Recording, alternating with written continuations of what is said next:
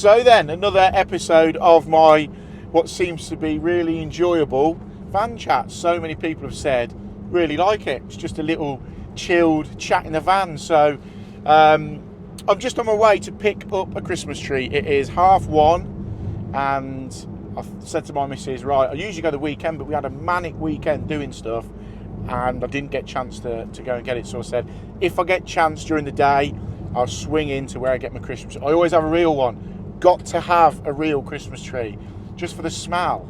That smell when you walk in the house, the pine smell. And to be honest, where I get my trees from, touch wood, I've never had them lose needles. You know, most people say after 2 weeks, all you have to do is touch it and it just pings needles everywhere.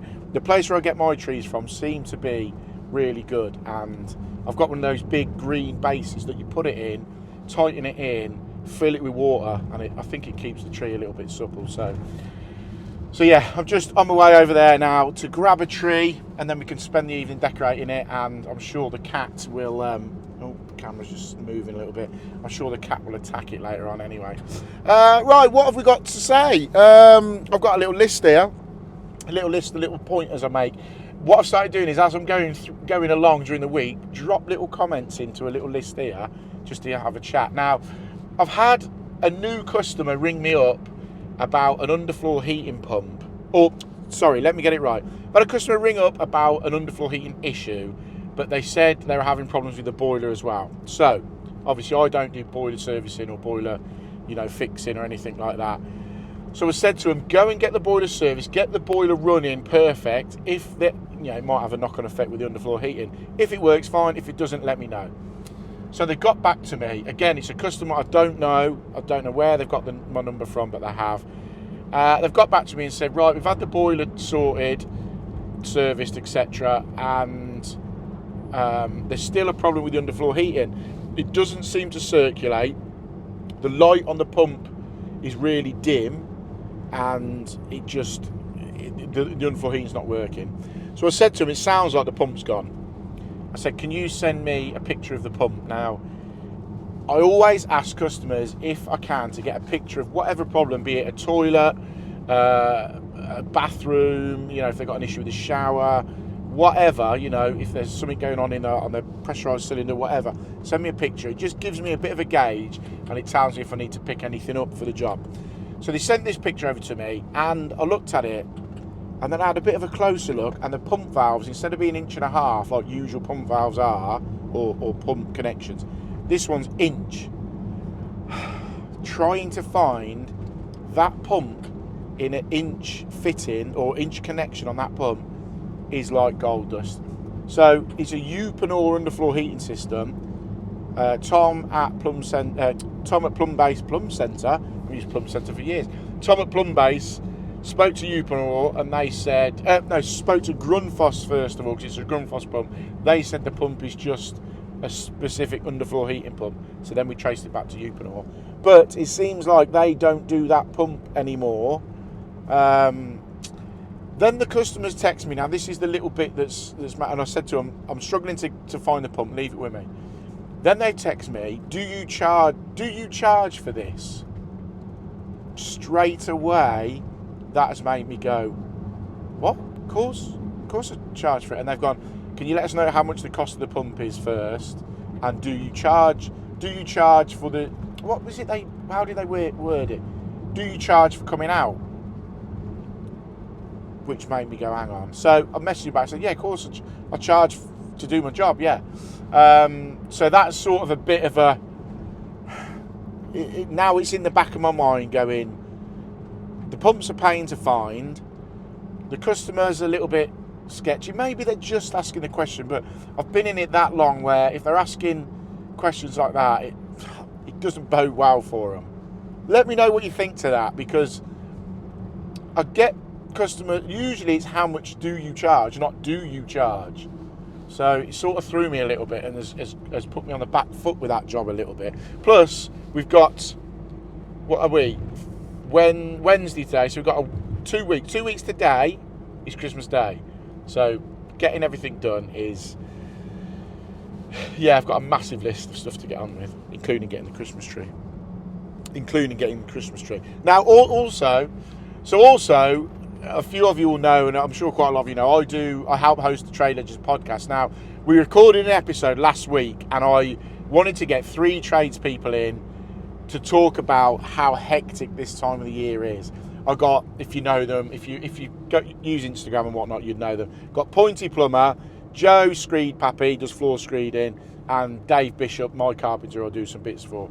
I got them into the studio, and we said, right, we'll record for an hour just about how people are finding, how they're finding this time of year. Are they busy? And ironically, we recorded at 2 o'clock on a Friday afternoon. So the irony of being able to spare an hour to go and do that, to tell everyone how busy we are, was quite ironic. But it did make me chuckle. Now, when they sat down, I said to them, don't turn your phones off, leave them on, and we can gauge, hopefully, people will get a phone call as we do the podcast, which I think would be quite interesting.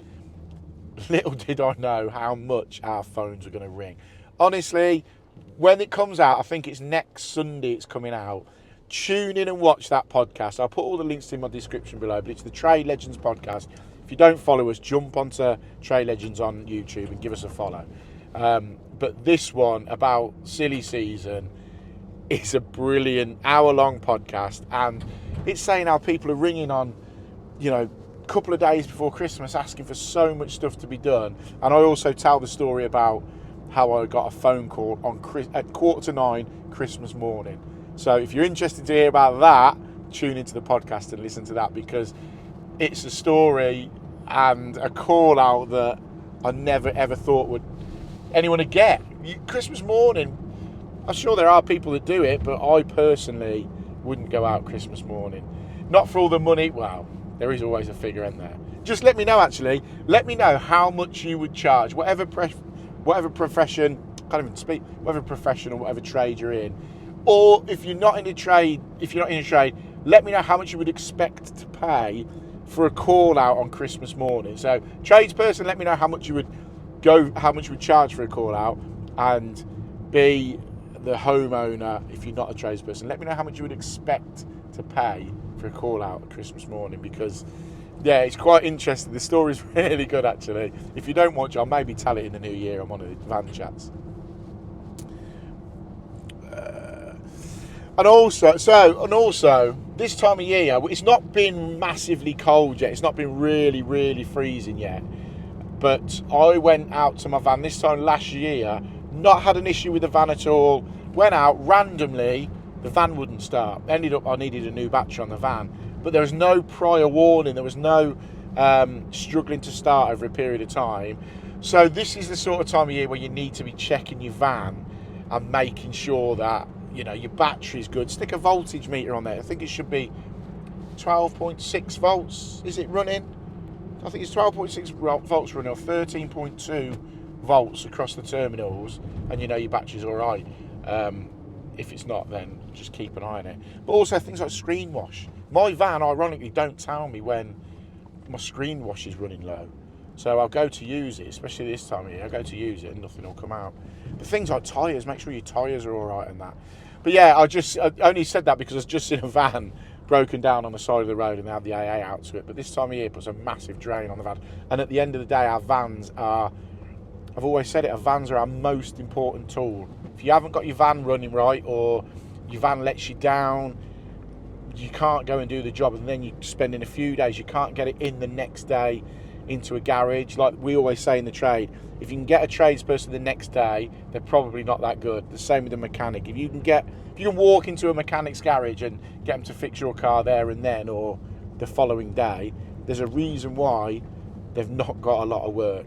So just make sure you're checking everything. Just make sure you're checking everything in your van. Right, wow, I'm on the hunt. I'm on the hunt for a new lockup. Now, if you've watched my main videos for a while, you'll see the state of my lockup. It's not great.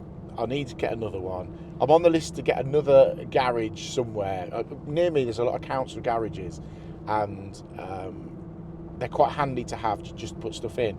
But I think I need a proper lockup. To be fair, I even looked at a unit, an industrial unit, and I thought maybe I could put my car in there, put my van in there, maybe a couple of my cars, and also maybe build like a little event space, a little podcast space, or a little area to do tool demos and stuff like that, and just maybe do some videos from inside a unit. But I really need a good, secure, nice lockup. Now, there is one I'm going to look at tomorrow. It's a little bit far out from where I am, but it's dead secure, and I know I can move everything out of my current lockup because it needs clearing out. There's stuff in there. It's got to the point where you just put stuff in and shut the door. You don't go in and stack it all properly. So I really need to sort that out because it's beginning to, well, it's right up by the front door. I'll probably show you in one of the videos because over Christmas I always have a bit of a clear out video. But yeah, I'm on the hunt for a lockup. So hopefully the one I'm going to have a look at later on is all right. Right, we're not far away now from the Christmas tree farm. We've just gone past the Ford garage. It's all go, right? I've just gone past the Ford garage there, and my car was in last week for a service. That's not cheap. And then the start of this week it was in for an MOT. It's always Christmas time, isn't it, where you got to spend out loads on random stuff. So right, we're pulling up to the Christmas tree farm now. Hope you've enjoyed this little van chat. As always, drop a comment. Let me know if there's anything you want me to cover in the van chats. And yeah, get subscribed to the channel. So close, so close to 40,000 subscribers. I don't think I'm going to do it. In all honesty, I don't think I'm going to get 40,000 subscribers in 3 weeks now. I think I need 400. I don't think I'm going to do it. So if you're not subscribed, please get subscribed. It might make all the difference. Right, let's sort this Christmas tree out, and I shall catch you. I might do another van chat just before Christmas and give a roundup of the year. What jobs I've enjoyed. I know my favourite job of the year, actually. I will do. Next week, I will do a van chat, a roundup of the year, and I will tell you maybe I'll count down my top 5 jobs that I've done